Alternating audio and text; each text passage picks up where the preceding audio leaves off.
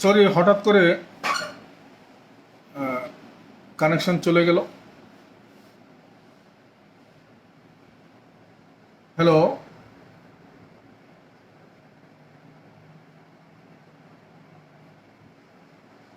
Hello, শোনা যাচ্ছে? Hello,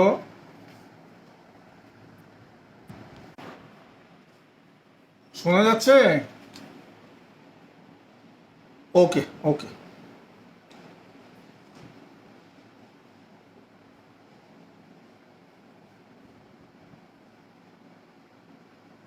এখন এই মায়াজম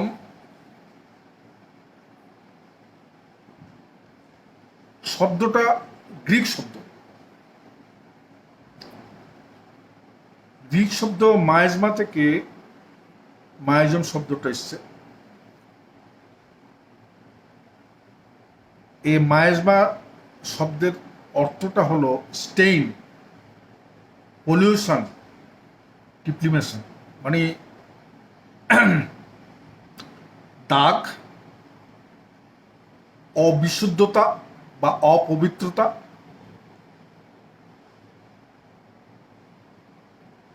আরেকটা হলো দূষিত অবস্থা। এইটা থেকে মায়াজম শব্দটা নেওয়া হয়েছে। হেনিম্যান মায়াজম বলতে তার লেসার রাইটিংস এবং ক্রনিক ডিজিজে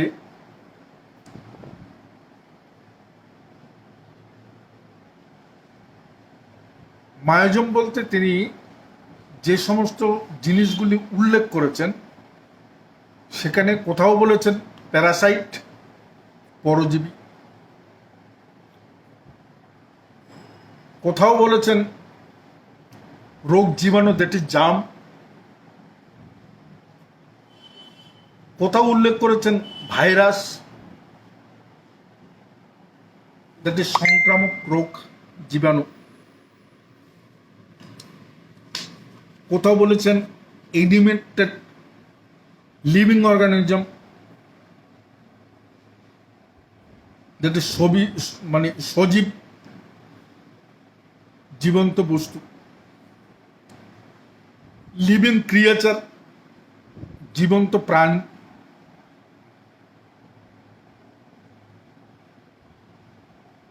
ফাইনালি আরো সূক্ষ্মভাবে বলেছেন অতি ক্ষুদ্র অদৃশ্য একটা জীবন্ত মানে, অদৃশ্য মানে একটা মাইক্রো অর্গানিজম যেটা খালি চোখে দেখা যায়। দেখুন, সমস্ত কিছুই কিন্তু তার মধ্যে কিন্তু কোথাও কিন্তু বুঝতে অসুবিধা নেই যে তিনি একটা জীবন্ত কিছুকে বোঝাচ্ছেন মায়াজম দিয়ে।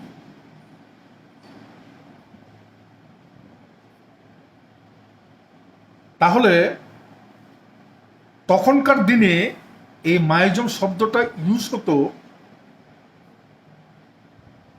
রোগের কারণ হিসাবে।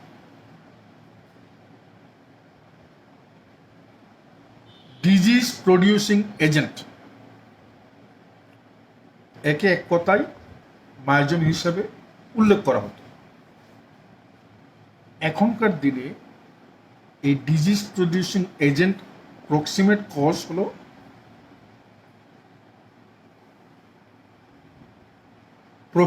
কজ হলো প্যাথোজেন। তাহলে তখনকার দিনে মায়াজম আর এখনকার দিনের প্যাথোজম কিন্তু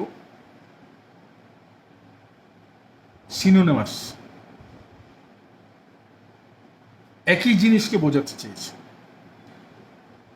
তাহলে মায়াজম নিয়ে কঠিন কিছু নয়, কজ অফ ডিজিজ, রোগের কারণ। তাহলে কোন ধরনের রোগ? একটা রোগ জীবাণু, ভাইরাস, ব্যাকটেরিয়া, এগুলি শরীরের মধ্যে ঢুকে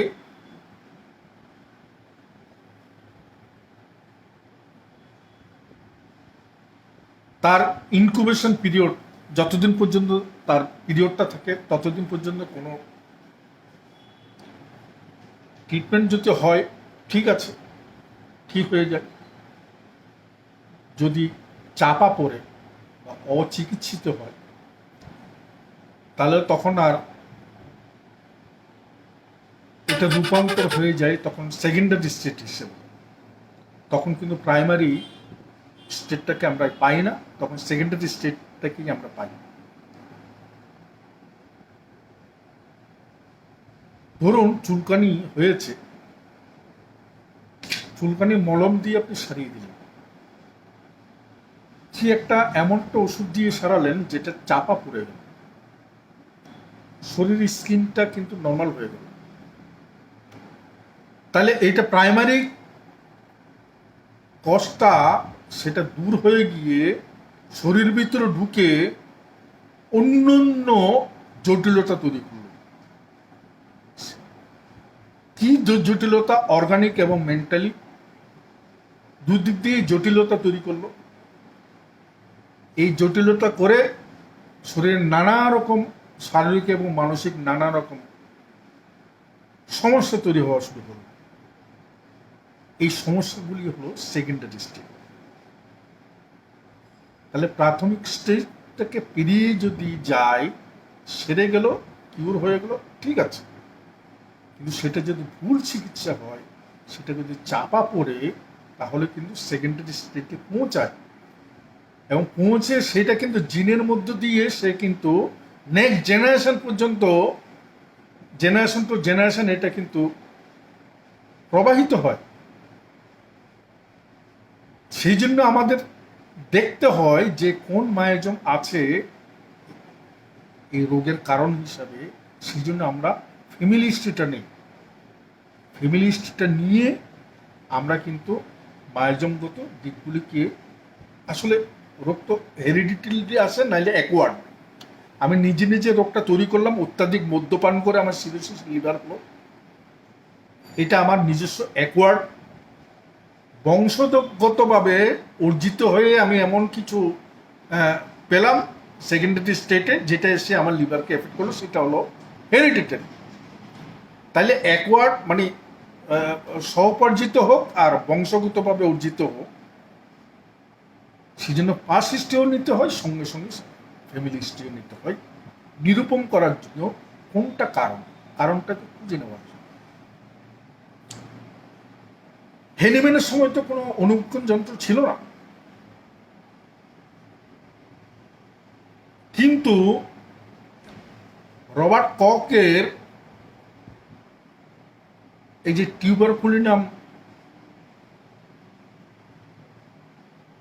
টিউবারকুলার বেসিলাস আবিষ্কারের 60 বছর আগে তিনি, 64 বছর আগে তিনি কিন্তু এই রোগের কথা তিনি কিন্তু উল্লেখ করে গেছেন এবং তার পরীক্ষা নিরীক্ষার মধ্য দিয়ে তিনি বুঝতে পেরেছেন যে এটা একটা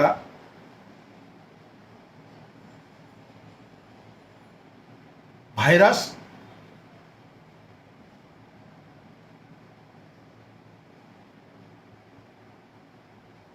যেটা তার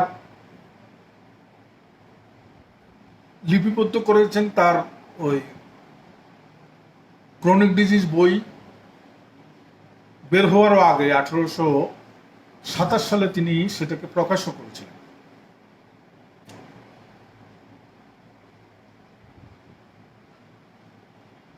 এই যে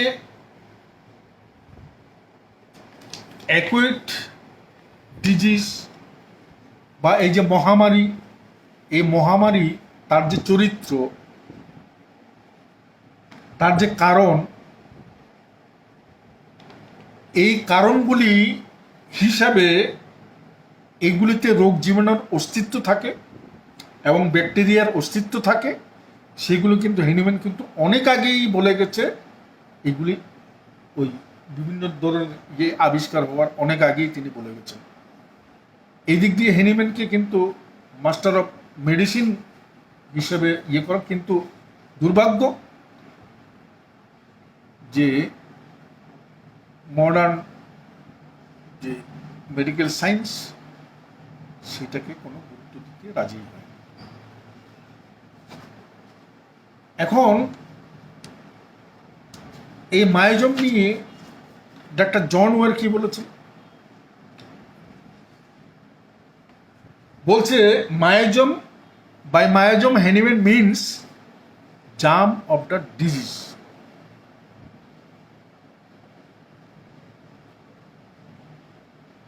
একটা রোগের জার্ম, হ্যানিম্যান এটাকে বোঝাতে চেয়েছেন, এইটা জন ওয়ার উল্লেখ করেছেন তার রচনায়। এ জে গ্রস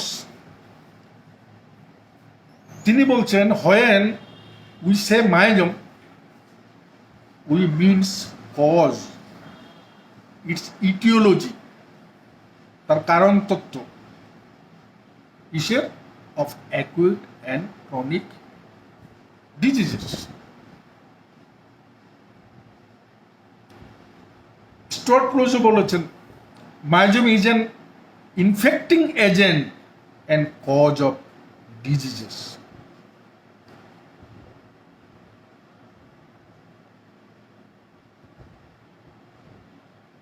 এই দিকপালরা মায়োজম সম্বন্ধে এই সমস্ত বৈজ্ঞানিক সঠিক ব্যাখ্যা দিয়েছেন। সেগুলি যদি আমরা সঠিকভাবে আমরা যদি বুঝতে পারি, তাহলেই কিন্তু আমরা চিকিৎসা ক্ষেত্রে আমরা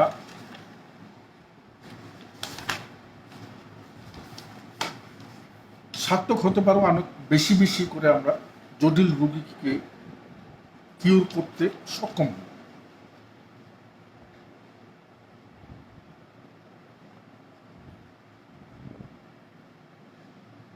আমরা দেখি ডাক্তার এসপি দে তার ক্লিনিক্যাল কিছু কেস নিয়ে একটা বই আছে।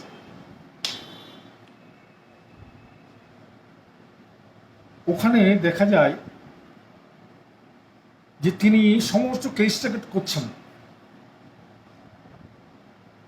দুম করে তিনি প্রথম ওষুধ দিলেন মরবিলেনাম। একটা রোগ, একটা ক্রনিক একটা ডিজিজে ভুগছে, তাকে ওষুধ সিলেকশন করলেন মরবিলেনাম, কোনো ক্ষেত্রে হাইড্রোফিলিনাম। তখন এটা ব্যাখ্যা তিনি করলেন যে তার কখনো বসন্ত হয়েছিল, চিকেন পক্স হয়েছিল, এই হিস্ট্রিটা পাওয়া গেছে। এর যদি কোনো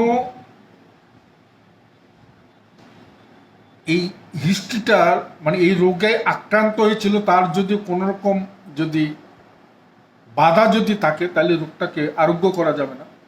সেই জন্য এটাকে ড্রেনেজ করতে হবে। সেজন্য তিনি মরবিলিয়াম দিয়ে শুরু করলেন। কুকুরে কামড়ানোর ইতিহাস পেয়েছেন, শুরু করলেন হাইড্রোপোমিনাম দিয়ে।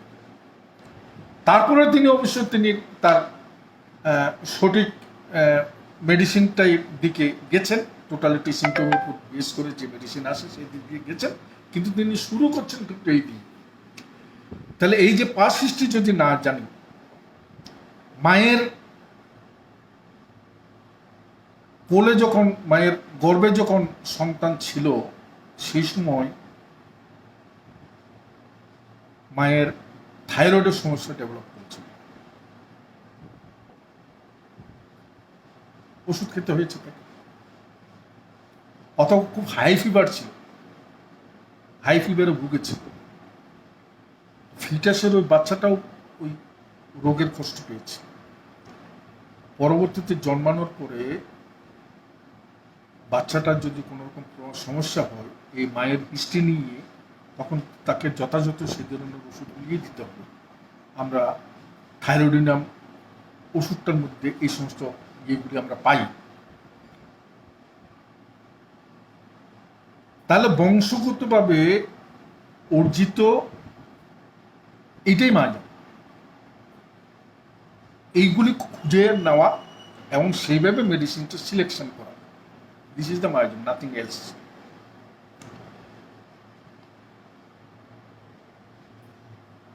দেখেন হেনিম্যান কত সুন্দরভাবে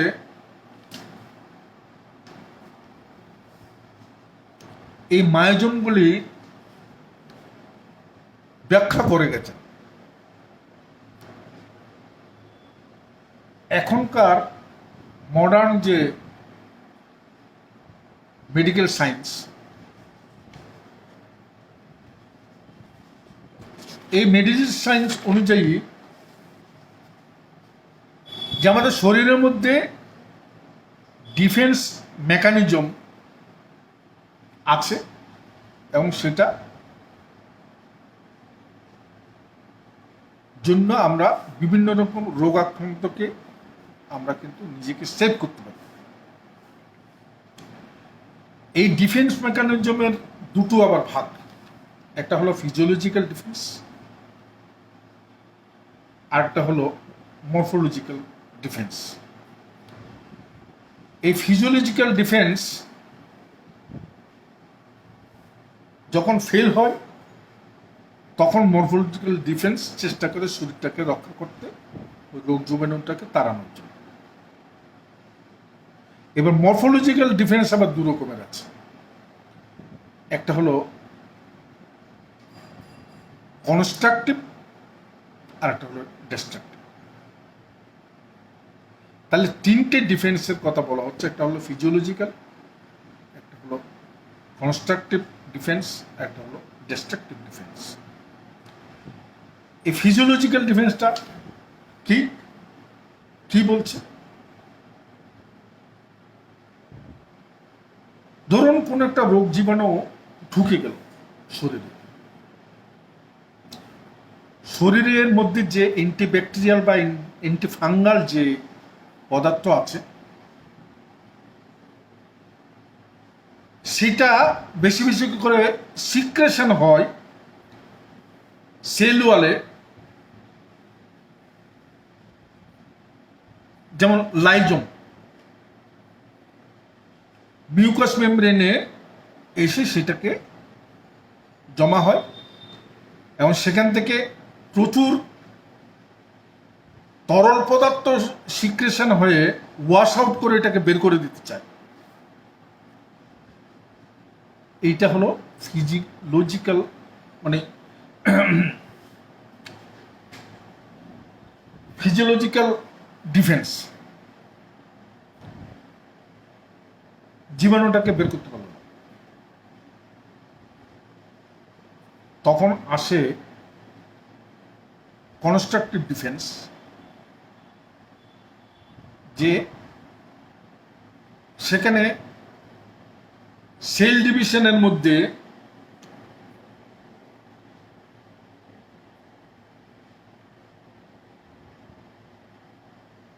এক্সেস অ্যাকুমুলেশন অফ লিপিড,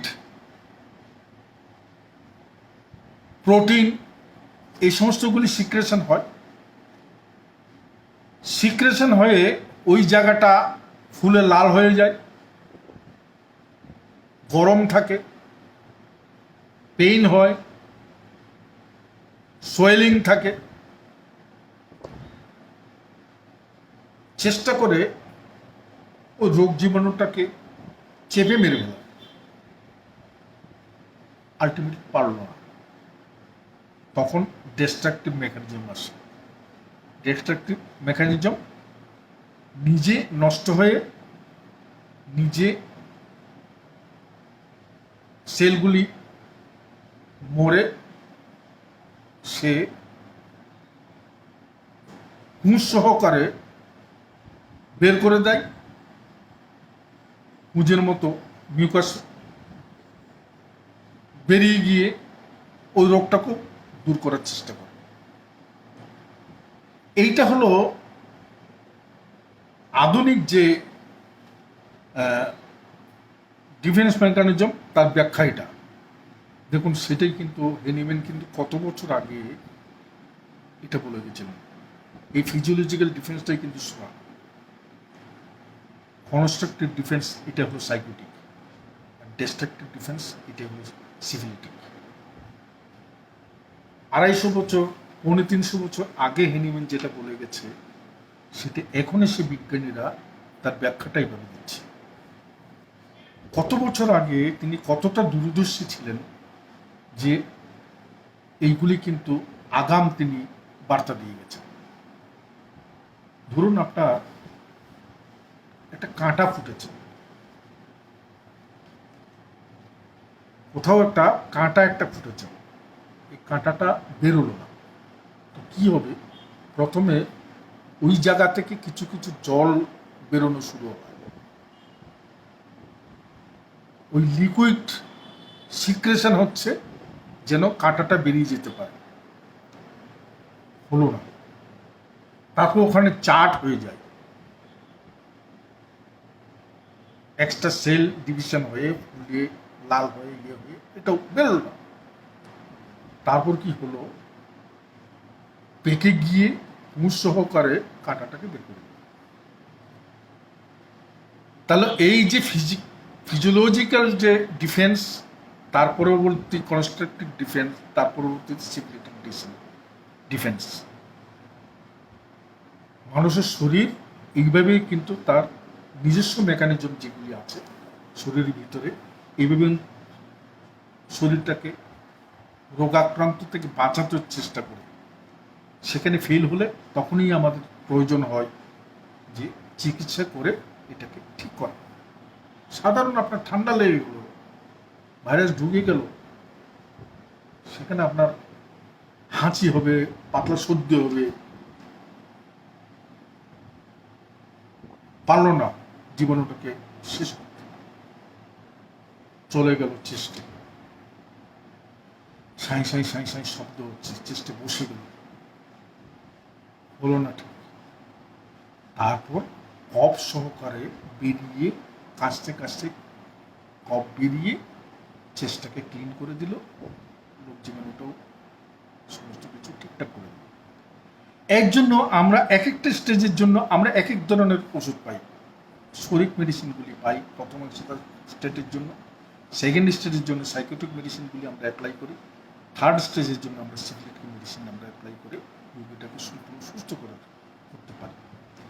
এইভাবে আমরা যদি মায়োজমটাকে যদি এইভাবে অ্যানালিসিস করে যদি ঠিকঠাক করি, তাহলে কিন্তু আমরা সাকসেস হব। আজকে মোটামুটি এই ভূমিকা আমরা পরবর্তীতে একটা ক্লাসে, মায়োজম আসলে শেষ হবে না, পরবর্তীতে ক্লাসে আমরা সোরা, সাইকোটিক, সিভিলিটিক এই সমস্ত নিয়ে আলোচনা করব। এখন কন্ট্রাডিকশন যে হেনিম্যান তো ওই তিনটে বলে গেছেন, পরবর্তীতে টিউবারকুলারকে আলাদা মায়োজম হিসেবে চিহ্নিত করা হয়েছে, তারপর ক্যান্সারাস মায়োজমকে আলাদাভাবে চিহ্নিত করা হয়েছে। তাহলে সেগুলি কতটা যুক্তিযুক্ত, কতটা এটা প্রয়োজন, এইটা নিয়ে আমরা কিন্তু পরবর্তীতে নিশ্চয়ই আমরা সেটা, আমি চেষ্টা করব যতটা আমার সীমিত জ্ঞান সেটা নিয়ে চেষ্টা করব। আজকে আমরা আর বাড়াচ্ছি না, যদি কারোর কোনো প্রশ্ন থাকে, এই যেটুকুনো বললাম সেইটুকুর উপর যদি কারোর কোনো কিছু মনে রাখবেন যে আমরা বলেছি যে প্যাথোজেন আর মায়োজম কিন্তু সিনোনিমাস।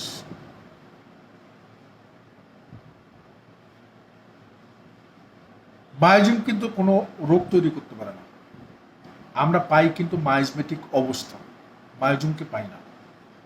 মায়োজমেটিক অবস্থা, মায়োজমগত অবস্থানটাকে আমরা পাই, ঠিক আছে? তার বিভিন্ন সিমটম, তার বিভিন্ন ইয়ে দিয়ে আমরা কিন্তু সেটা বোঝার চেষ্টা করি, সেটা লেটেন্ট অবস্থায় আছে না এটা সেকেন্ডারি স্টেজে চলে গেছে। তাহলে তার সিমটম দিয়ে আমরা কিন্তু সেটাকে দেখতে পাই, আমরা কিন্তু মায়োজমকে পাই না। শুধু রোগ জীবাণুই ঘুরে বেড়ালেই কিন্তু আমি অসুস্থ হব না, যথেষ্ট পরিমাণে তার জীবাণু দরকার, আর হলো আমার রোগ হওয়ার প্রবণতাটা দরকার, দ্যাট ইজ সাসেপ্টিবিলিটি। আমার মধ্যে যদি সাসেপ্টিবিলিটি না হয়, ওই রোগ হওয়ার মতো আমার শরীরের অবস্থান যদি না থাকে, তাহলে কিন্তু আমি রোগাক্রান্ত হব। এই যে করোনা চলছে, প্রত্যেকেই কেউ করোনা অ্যাটাক হচ্ছে, যার সাসেপ্টিবিলিটি আছে তাকেই একমাত্র অ্যাটাক করছে, যার সাসেপ্টিবিলিটি নেই সে কিন্তু বিশেষ একটা অ্যাটাক করছে না। সেরকমভাবেই আমরাও এই যে ডাক্তার বিভিন্ন ধরনের রুগী ঘাঁটছি, আমরা কি প্রত্যেক ডাক্তারই কি অসুস্থ হয়ে যাচ্ছে? না। নার্স যারা রুগীর সেবা করছে, সেই টিবি রুগী থেকে আরম্ভ করে কলেরা রুগী, তারা কি টিবিতে ভুগছেন না কলেরায় ভুগছেন? তার সাসেপ্টিবিলিটি যদি না থাকে, সে কিন্তু কোনো রোগে আক্রান্ত হবে না, এটাকে বুঝতে হবে। ঠিক আছে? মায়ের সিজোফ্রেনিয়া থাকলে সন্তানের কি হতে পারে? সন্তানের যে সিজোফ্রেনিয়াই থাকবে কোনো কথা না, সন্তানের অন্যরকম সমস্যাও তো থাকতে পারে। সেটা অ্যানালাইসিস করতে হবে যে সন্তানটাকে দেখে তার হিস্ট্রি নিয়ে মায়ের এই রোগের থেকে কারণ আছে কিনা সেটা অ্যানালাইসিস আমরা নিশ্চয়ই করতে হবে। ঠিক আছে? তো তবে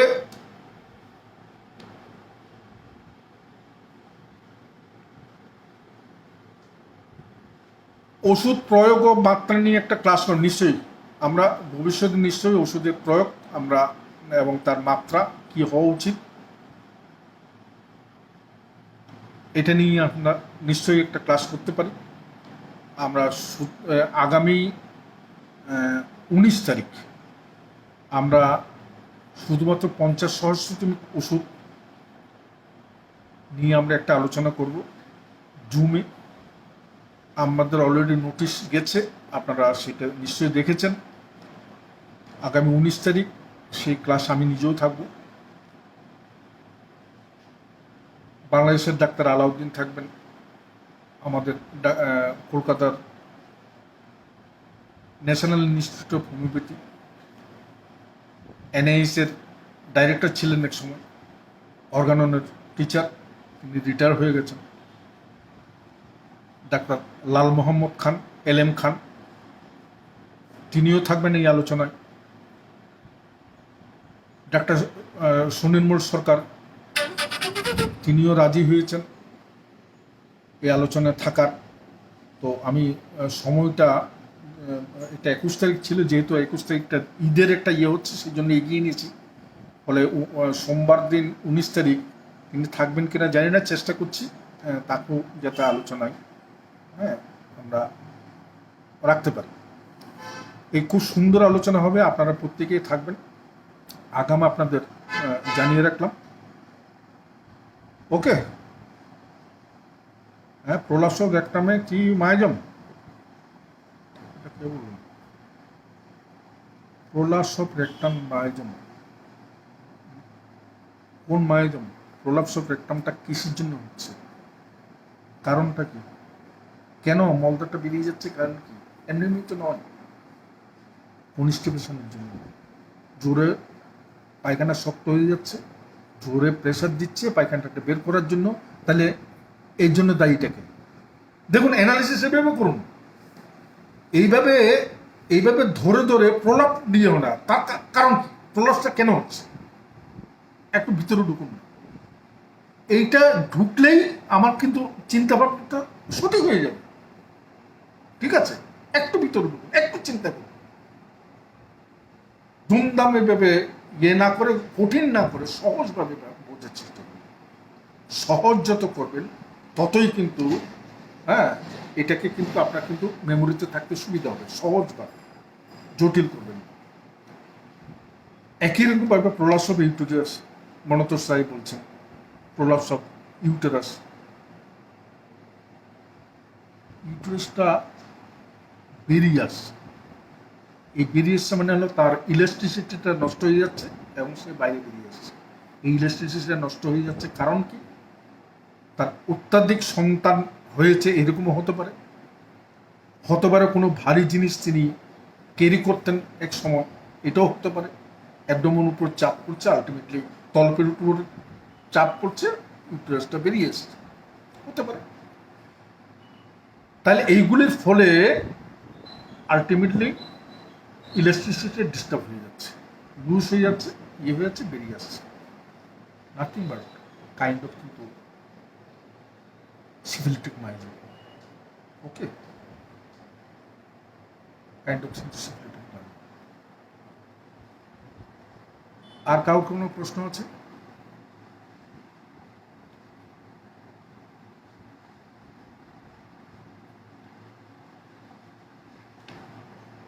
আমাদের 5 মিনিট সময় আছে, আপনাদের কারোর কোনো প্রশ্ন থাকলে বলুন। হ্যাঁ,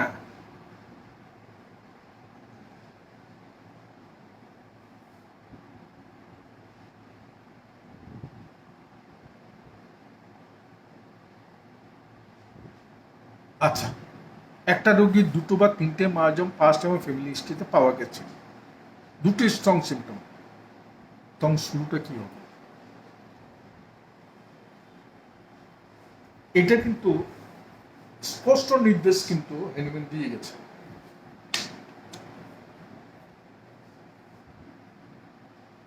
রোগটা কিন্তু আর সরল নেই, জটিল হয়ে গেছে। মায়াজমটা কিন্তু কমপ্লেক্স মায়াজম হয়ে গেছে। ঠিক আছে, এখন এই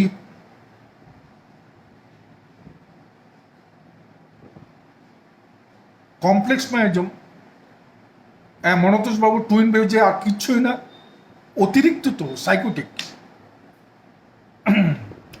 একটা ওবাম থেকে একটা হওয়ার কথা ছিল, সে পলিফিকেশন হয়ে 2টো হয়ে গেল, 2টো ইয়ে তৈরি হয়ে আলটিমেটলি 2টো সন্তানের ইয়ে হয়ে গেল, একদম তাই।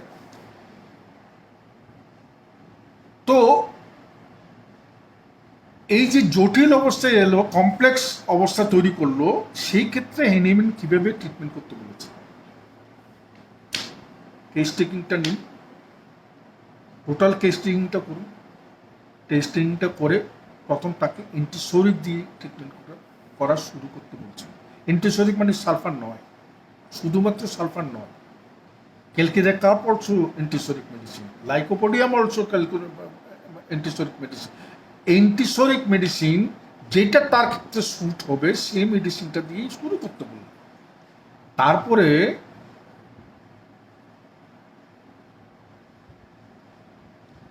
তারপর হওয়ার পরে তখন আবার অ্যানালিসিস করা যে তখন সাইকোটিক প্রিডোমিনেন্ট না সিভিলিটিক প্রিডোমিনেন্ট।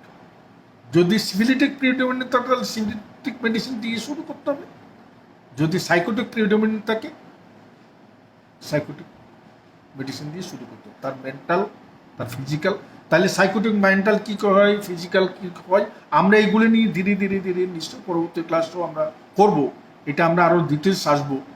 তো আমরা এই ক্ষেত্রে বলছেন যে যেটা আধিক্য আছে সেটা ট্রিটমেন্ট করা, লাস্টে তার পরবর্তীতে অন্য মাইজমন যেটা অবশিষ্ট যদি থাকে কিছু সেটাকে করো, লাস্টে আবার অ্যান্টিসোরিক দিয়ে ট্রিটমেন্টটা শেষ করো। এটা স্ট্রেটলি তিনি এই নির্দেশটা দিয়ে গেছেন তার ক্রনিক ডিজিজ বইতে, আপনারা দেখে নেবেন। ওকে, তাহলে এই কথাই রইল। এই মনোজবাবু আপনার এই প্রশ্ন করাটা বন্ধ করুন। গলস্টোন কি মাইজম, হোয়াট ডু ইউ মিন? গলস্টোনটা কেন হচ্ছে? বোকা বোকা প্রশ্ন করলে তো হবে না। কোলেস্ট্রলটা কেন হচ্ছে, কোলেস্ট্রলটা বাড়ছে কেন, কোলেস্ট্রলটা ডিপোজিট হয়ে হচ্ছে, স্টোনটা তৈরি হচ্ছে, কোন ইয়ের কারণে এটা বাড়ছে, অ্যানালাইসিসটা করুন। বলে বোকা বোকা প্রশ্নটা আগে খাটুন, সহজভাবে ভাবুন যে প্রত্যেকে কি হচ্ছে, কেন হচ্ছে। স্টোনটা তো আর নাথিং এলস। তাহলে ফ্যাট জমছে, এই ফ্যাটটা কিসের জন্য হচ্ছে? অতিরিক্ত ফ্যাট খাচ্ছে না ফ্যাটটা অ্যাসিমিলেশন হচ্ছে না? তো এই অ্যাসিমিলেশন না হওয়ায় তাহলে তার কোন মাইজম তার জন্য দায়ী, চিন্তা করুন, বেরিয়ে যাবে। ওকে, এইভাবে দেখবেন না প্লিজ, তাহলে নিজের ডিস্টার্ব নয়, আমি যে বলছি আমারও ডিস্টার্ব হচ্ছে, আপনার বুঝতেও অসুবিধা হবে। অ্যানালাইসিসটা ওইভাবে করবেন যে দেখেন আমরা তো রোগের ট্রিটমেন্টটা করি না, রুগীর করি। তাহলে এই রুগীর শারীরিক মানসিক সমস্ত নিয়েই তো তার টোটালিটিটা আসবে। সেখানে মেন্টাল সিমটমটা ফিজিক্যাল সিমটম বোথ অ্যানালাইজ করতে হবে, করে তারপরেই কিন্তু আলটিমেটলি মায়োসিটিক অ্যানালাইসিস আসবে। ঠিক আছে, সিভিলিটিক মেন্টালিটি একরকম, সিভিলিটিক মুখের গঠন একরকম, সিভিলিটির স্কিনের একরকম, সাইকোটিকের একরকম, সোরার অন্যরকম। সেইভাবে আলাদা আলাদা আলাদা আলাদা তার মেন্টাল সাইড, তার ফিজিক্যাল সাইড, এই অ্যানালাইসিস করে আলটিমেটলি এই রুগীটা কোন মায়োজমের সেটা নিরূপণ করতে হয়। ঠিক আছে, তা আপনি গোল্ড স্টোন নিয়ে, কুইন বেবি নিয়ে এই ধরনের কি প্রশ্ন হচ্ছে? আপনি রুগীর ট্রিটমেন্ট করতে এসছেন নাকি? হ্যাঁ, এই সমস্ত রোগগুলি নিয়ে অ্যানালাইসিস করতে আসছেন। আমরা কি রোগীর ট্রিটমেন্ট করবো না রোগের করবো? বলুন এবার। আর কোনো? জাহাঙ্গীর ভাই, হ্যাঁ সাইকোটিক কি বলুন? হ্যাঁ, ঠিক এইভাবে ধরুন, এইভাবে ধরুন। ঠিক আছে, কোত্থেকে আসছে? অতিরিক্ত হলে কি হয়? সোরা হলো ল্যাক, সাইকোটিক হলো অ্যাক্সেস। আর যেখানে যেখানে দেখবেন ডিস্ট্রাকশন, সেখানেই বুঝবেন যে সিভিলিটি। এই সোজা কথা এটা। আমার মাথার চুল কম, আমার মাথার চুল বেশি, গায়ের লোম বেশি, আর টাক হয়ে গেছে, বুঝুন এক একটাই এক এক মাইজন। ঠিক আছে, অতিরিক্ত সাইকোটিক, ল্যাক হলো সোরা, ডিস্ট্রাকশন বা অনিয়মিত সিভিলিটি। ঠিক আছে, high pressure, low pressure, irregular, কখনো বাড়ে কখনো কম। ঠিক আছে, তিনটে মায়োজন কিন্তু কাভার। টিএসএস বেশি, টিএসএস কম, টিএসএসটা ইরেগুলার, কখনো বেড়ে যাচ্ছে কখনো কমে যাচ্ছে। ঠিক আছে, গয়টার তৈরি হয়ে গেছে আলটিমেটলি। দেখুন কোন জায়গা থেকে কোন জায়গায়। ঠিক আছে, এইভাবেই কিন্তু অ্যানালাইসিস যদি আমরা যদি করতে পারি, তাহলেই কিন্তু আমরা কিন্তু মায়োজমটাকে বুঝতে পারবো। মায়োজমটাকে বুঝতে পারলে সঠিক মেডিসিনটা সিলেকশন করতে পারবো, এবং তার অনেকগুলো জায়গা থেকে কিন্তু আমি তাকে মুক্তি দিতে পারবো। ধরুন মন সিভিলিসের কিন্তু প্রকাশ সাইকোসিসের কি করা যাবে? এটা বললাম যে কমপ্লেক্স এবং কমপ্লেক্স নিয়ে কি করা যাবে। কি বললাম আগের উত্তরটা? আগের উত্তরটা কি বললাম? তাইলে এখানে কমপ্লেক্সিটি এসে যাচ্ছে। সিভিলিসের মন কিন্তু সে যেটা প্রকাশ করেছে সাইকোসিসের। ওকে, বুঝলাম। তাহলে এখানে কিন্তু কমপ্লেক্সিটি আছে, এখানে কিন্তু শুধু সিভিলিক নয়, শুধু সাইকোটিক নয়। তাহলে সাইকোটিক এবং সিভিলিটের দুটো মিলিয়ে কাজ করছে। তাহলে কোনটা বেশি হচ্ছে? যেটা বেশি হচ্ছে সেটা আগে ওষুধ দিতে হবে, যেটা লক্ষণ বেশি আমরা প্রকাশ পাচ্ছি ওটাকে ঠিক হয়ে গেল, নেক্সটটা সেকেন্ড মাইজন অ্যানালাইসিস করে সেকেন্ড মেডিসিনটা সিলেকশন করে। পরিষ্কার? একটা লোক এখন একটা মায়োজমের আক্রান্ত হয়ে আমাদের কাছে আসে না, নানা রকম ওষুধ খাচ্ছে, নানা রকমের প্রবলেম হচ্ছে, জটিল হয়ে আমাদের কাছে আসে। এই যে জটিল অবস্থা থেকে তাকে আস্তে আস্তে খেতে সময় লাগে, ক্রনিক ডিজিজের ক্ষেত্রে হ্যাঁ অনেক সময় লাগে। ধীরে ধীরে ধীরে ধীরে তাকে কিন্তু সুস্থ করার জন্য যেমনভাবে অ্যান্টিসোরিক মেডিসিন, তার অ্যান্টিসাইকোটিক মেডিসিন, অ্যান্টিসিভিলিটিক মেডিসিন, যখন যেটা সিমটমটা ডেভেলপ করে, যখন যে মেডিসিনটাকে গাইড দিচ্ছে, তখন কিন্তু সেই মেডিসিন দিয়ে তাকে ট্রিটমেন্টটা করতে হবে। এটা তো আসল কথা। তবে ঘটনা মায়োজমেটিক যদি আমরা যদি কনসেপশন না হয়, আমাদের মেডিসিন সিলেকশনেও কিন্তু অনেক অসুবিধা হয়ে যাবে। ঠিক আছে, এগুলো ব্যাপার। ওকে, তাহলে এখানেই আজকে আমরা শেষ করি।